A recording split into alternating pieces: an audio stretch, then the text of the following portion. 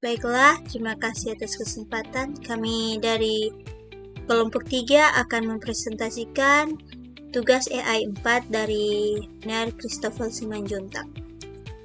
Di sini sudah seperti biasa tercantum nama-nama kelompok kami, yaitu ada saya Angelita Losung, Fernanda Panese, dan juga Kerin Patimahu.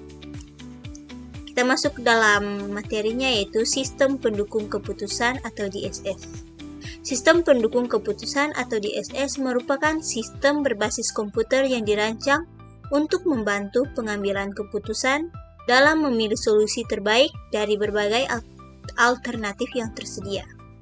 DSS menggunakan data, model, dan analisis untuk memberikan informasi dan rekomendasi yang dapat membantu pengambil keputusan dalam membuat keputusan yang lebih baik. Sini ada model statistik atau analisa regresi. Model statistik, khususnya analisa regresi, digunakan untuk mencari hubungan atau relasi di antara variabel. Model ini merupakan program yang sudah siap pakai dalam perangkat lunak pengembangan DSS. Dengan menggunakan analisis regresi, kita dapat memahami bagaimana perubahan pada suatu variabel mempengaruhi variabel lainnya. Di sini ada kegunaan, yaitu membantu dalam memahami hubungan antar variabel. Dan untuk contohnya, menganalisis hubungan antara jumlah iklan yang dikeluarkan dengan jumlah penjualan produk. Untuk manfaat, yaitu membuat prediksi dan perencanaan yang lebih akurat.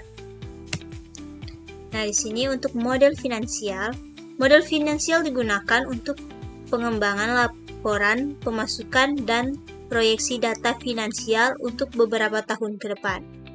Model ini semi terstruktur dan ditulis dalam bahasa khusus DSS yang disebut EVPS. Model finansial membantu dalam merencanakan dan mengelola keuangan dengan lebih baik. Sini untuk satu tujuan, membuat laporan keuangan yang akurat dan terperinci. Untuk dua, manfaat, membantu dalam pengambilan keputusan finansial yang lebih baik. Ketiga, contoh, membuat proyeksi laba rugi untuk 5 tahun ke depan. Nah, untuk model optimasi dibuat menggunakan model manajemen sains yang disebut pendekatan linear programming. Model ini digunakan untuk menentukan pemilihan media yang paling optimal. Untuk menggunakan model ini, DSS perlu antarmuka untuk berhubungan dengan perangkat lunak lainnya. Di sini yang pertama ada identifikasi masalah, yaitu menentukan masalah yang ingin dipecahkan. Kedua, pemilihan model, memilih model optimasi yang sesuai dengan masalah. Yang ketiga, untuk implementasi model, yaitu menerapkan model optimasi dan mendapatkan solusi optimal.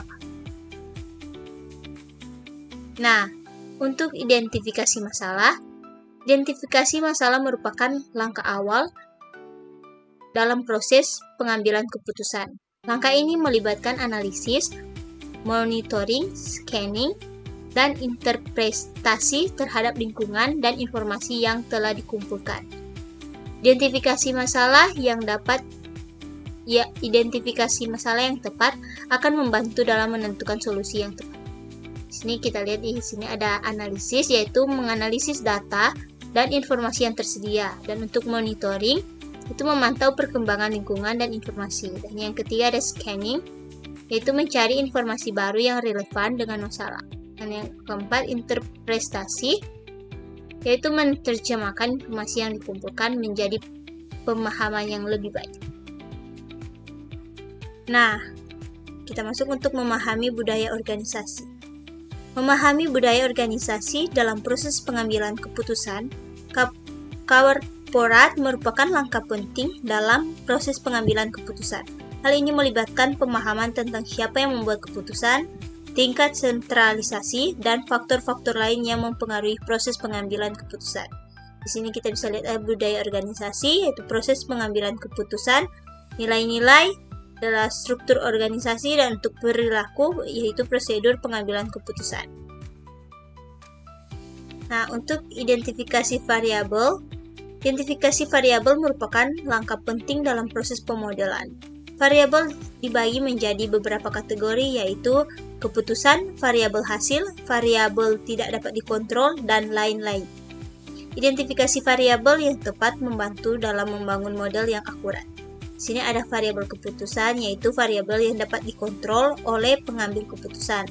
Dan untuk variabel hasil, variabel yang dipengaruhi oleh variabel keputusan. Dan untuk variabel tidak dapat dikontrol, yaitu variabel yang tidak dapat dikontrol oleh pengambil keputusan.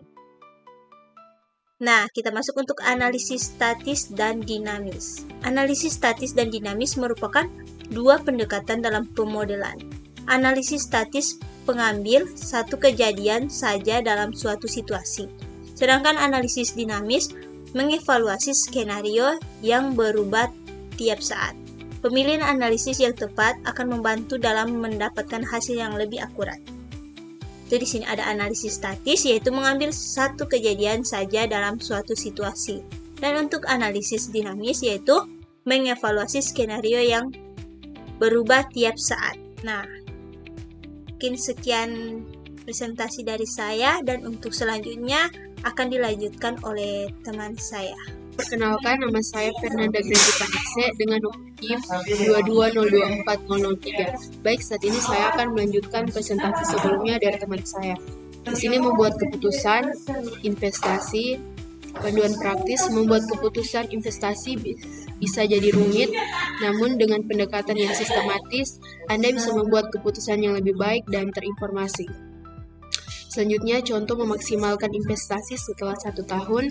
Yang pertama, pertumbuhan ekonomi kuat. Jika pertumbuhan ekonomi kuat, investor dapat mempertimbangkan investasi yang berpotensi menghasilkan return yang lebih tinggi. Pertumbuhan ekonomi stagnan. Dalam skenario ini, investor dapat memilih investasi yang lebih konservatif, yang memberikan return lebih rendah tetapi lebih stabil. Selanjutnya, skenario pertumbuhan ekonomi kuat. Yang pertama, obligasi. Hasil obligasi diproyeksikan mencapai 12% dalam skenario pertumbuhan ekonomi yang kuat. Yang kedua, saham.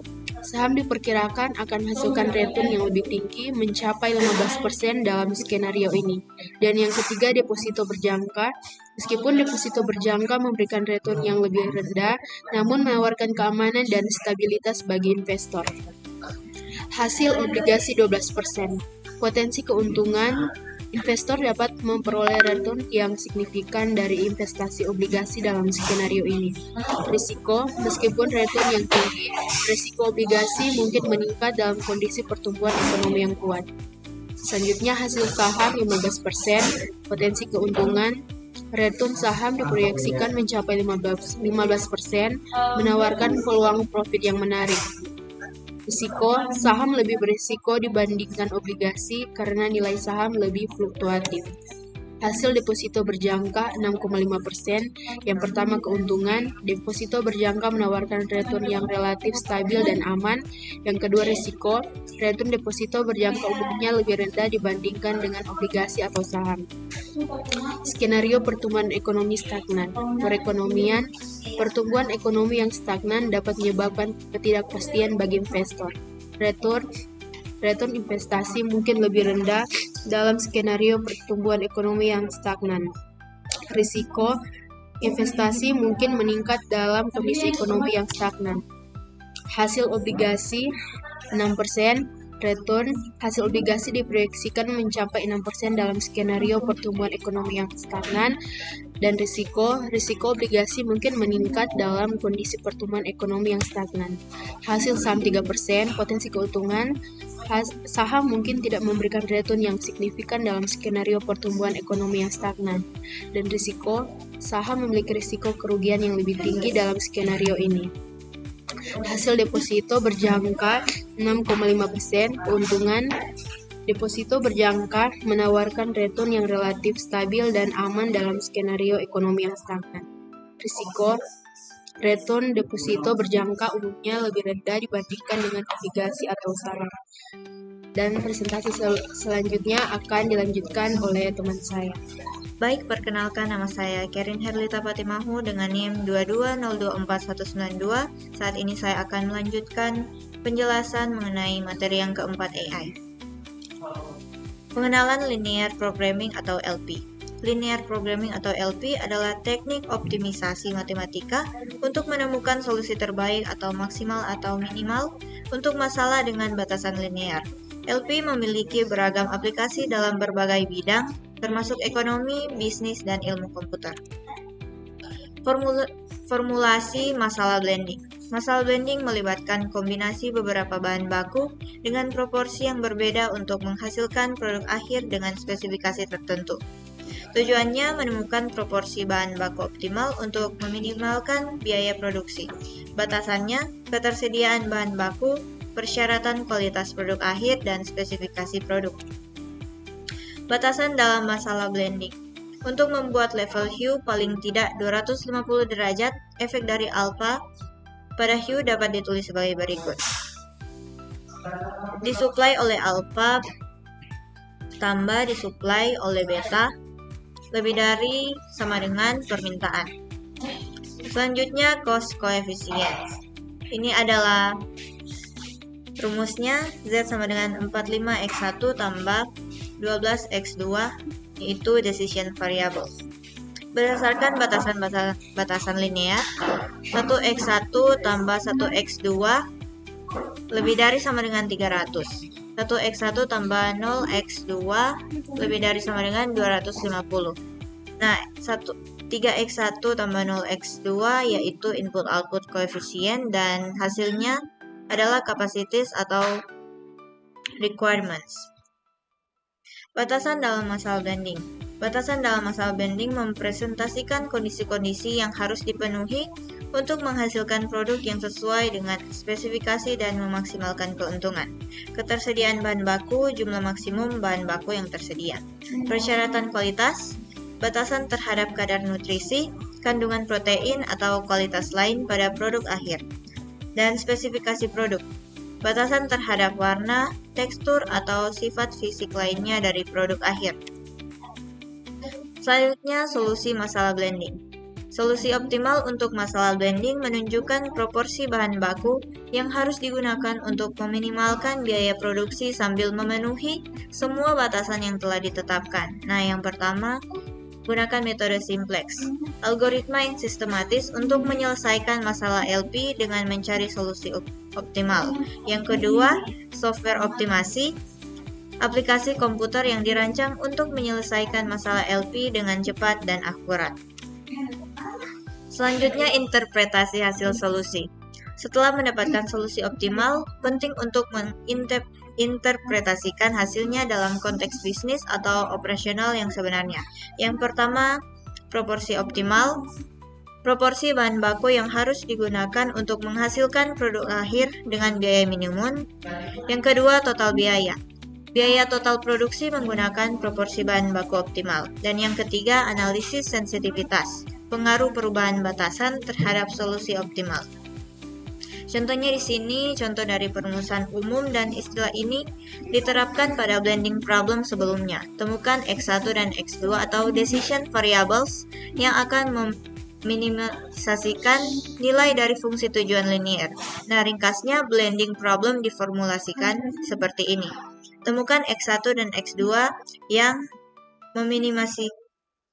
meminimisasikan Z sama dengan 45x1 tambah 12x2 dengan batasan 1x1 tambah 1x2 lebih dari sama dengan 300 atau spesifikasi kecerahan dan brightness.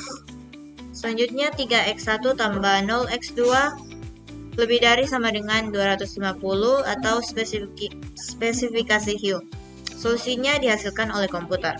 Maka X1 sama dengan 83,333 dan X2 sama dengan 216,667. Biaya total sama dengan $65,50. Selanjutnya, aplikasi LP dalam manajemen sistem simulasi. Manajemen sistem simulasi atau MSS memanfaatkan komputer untuk mensimulasikan sistem manajemen, memungkinkan pengujian berbagai skenario dan pengambilan keputusan yang lebih baik. Simulasi di sini proses memodelkan sistem dunia nyata dan melakukan eksperimen untuk memahami perilaku sistem. What if analysis. menerapkan skenario alternatif untuk menganalisis bagaimana perubahan parameter mempengaruhi hasil sistem. Nah, di sini karakteristik utama LP. LP memiliki karakteristik yang membedakannya dari teknik optimisasi lainnya. Yang pertama, linearitas. Fungsi objektif dan batasan adalah linear. Karakteristik yang kedua yaitu batasan, kondisi-kondisi yang membatasi nilai variabel. Karakteristik yang ketiga, optimisasi, mencari solusi terbaik untuk memaksimalkan atau meminimalkan fungsi objektif. Dan yang karakteristik keempat yaitu solusi optimal, solusi yang memenuhi semua batasan dan menghasilkan nilai terbaik untuk fungsi objektif. Kesimpulannya di sini, linear programming adalah teknik yang powerful untuk memecahkan masalah optimisasi dengan batasan linear. LP memiliki beragam aplikasi dalam berbagai bidang dan terus berkembang dengan metode dan algoritma yang baru. Dan maka sekian dari presentasi kali ini. Kami dari kelompok 3 mengucapkan terima kasih dan apabila ada kesalahan atau kekurangan lainnya, kami mohon maaf. Sekian dan terima kasih.